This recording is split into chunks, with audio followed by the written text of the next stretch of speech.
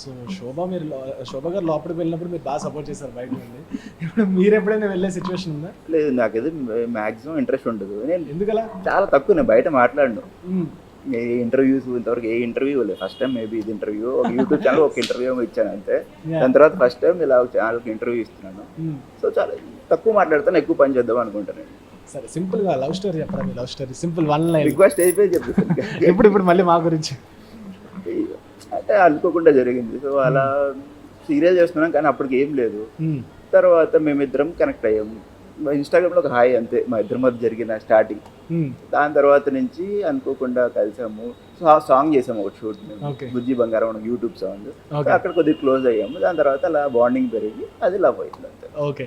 So ఇప్పుడు ఆవిడ serials, మీరు సీరియల్స్ కంటిన్యూస్ చేస్తున్నారు. ఏంటి మీ ట్రస్ట్ లెవెల్స్ ఎలా ఉంటాయి అసలు మీ ఇద్దరికి?